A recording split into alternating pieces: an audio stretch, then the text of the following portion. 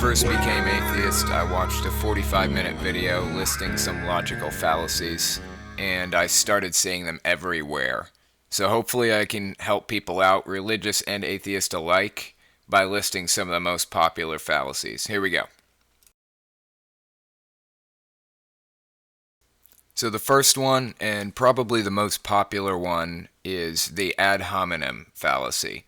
This is attacking a person directly instead of their argument. It's like saying, well, you don't have a real degree, so why are we even talking to you?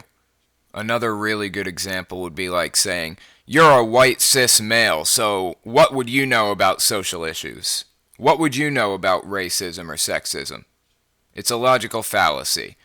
My gender or my race have nothing to do with what I may or may not know about social issues. The second one is one of my personal favorites, confirmation bias.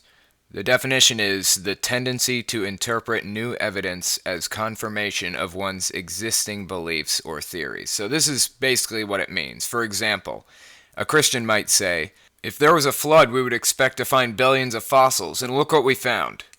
This example ignores the fact that the fossils are in different rock layers, and there is no evidence that they all died at the same time in one big cataclysmic event. Okay, number 3 is special pleading. I actually see this in my personal life a lot more than I would expect to. You know who you are.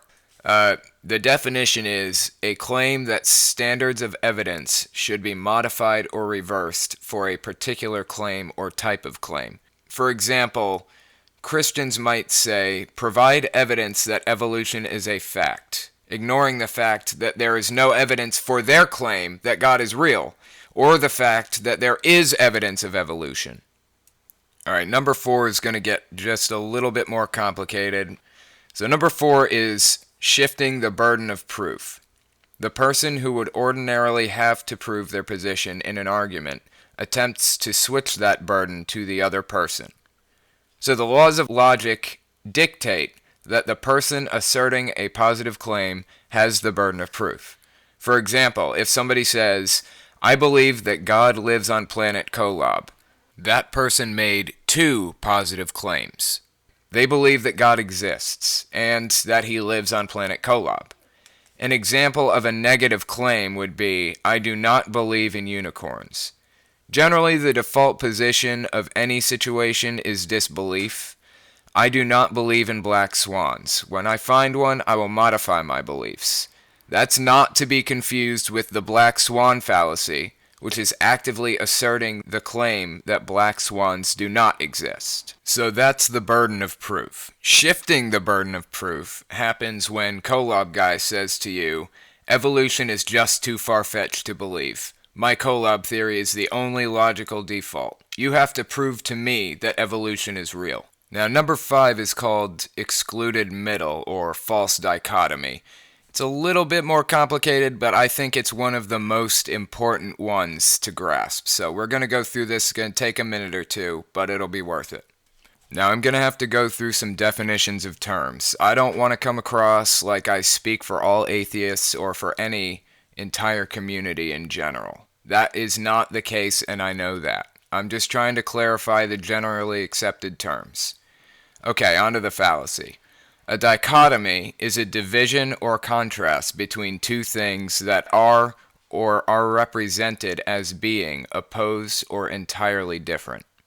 Let's have a little lesson in the laws of logic. The famous example of a false dichotomy is Pascal's wager. If a Christian says to you, if I'm wrong, we'll both just sit in the ground for eternity, but if you're wrong, you'll burn in hell forever. This ignores the fact that we could both be wrong. What if Islam is right? What if Buddhists are right? Or Hinduism?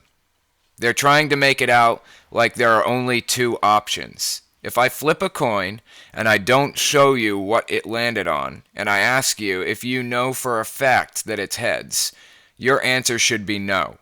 So, is it true or false that it's heads? Neither. A true dichotomy is true or not true, and false or not false. The true dichotomy is not true or false. This applies to atheism. Claiming that the coin is either heads or tails is to make a positive claim. You believe something. The default position is to disbelieve something until the burden of proof has been met. I use the coin example to explain definitions to people, so I'll do that now too. We have agnosticism, atheism, and antitheism. Agnosticism applies to what you know. Do I know that there's a God? No, I don't, so I'm agnostic. So in the coin analogy, an agnostic would say, I don't know if the coin is heads or tails, where heads might represent God being real and tails might represent God not being real. An agnostic says, I don't know. An atheist might say, I don't believe the coin is heads and I don't believe the coin is tails. Atheist pertains specifically to what a person believes, which affects the way they live their lives, which is to say, they live their lives as though there is no God, or as though the coin is not heads. An anti-theist would say, the coin is tails, or there is no God. This is a positive claim, which means they have the burden of proof. In my personal life, I believe that there is no God, and I fight against the notion that there might be. But in my professional life, for the sake of logical fallacies, I am atheist. That means Christians have the burden of proof as the group that is making a positive claim. As a side note, technically everybody is agnostic, but most Christians won't admit that. The term agnostic was actually coined in an effort to throw off the ugly label of atheist. It's a very emotionally charged word. People automatically stigmatize you as a communist Darwinist whore, like saying he's pro-abortion instead of a softer, less stigmatized term like pro-choice. The opposite would be calling a pro-life person anti-choice. That's called the argument by emotive language, and it's also a logical fallacy, but I digress. Now regarding anti-theism, as I said, I don't normally accept that title because it means I have the burden of proof.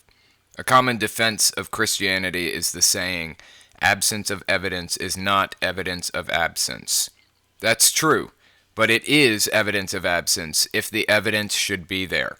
Christians make grandiose claims about how God created the world in 6 literal days. What did we find? The earth is much older than 6,000 years. The description of creation no longer makes sense with the facts that we've pieced together. We know for a fact that life makes mistakes when reproducing. We also know for a fact that the life forms that are best suited for their environment reproduce more. From there, we have an explanation for where all of these species came from. Now, saying that God created them all in a day doesn't make any sense because we have evidence that that claim is false.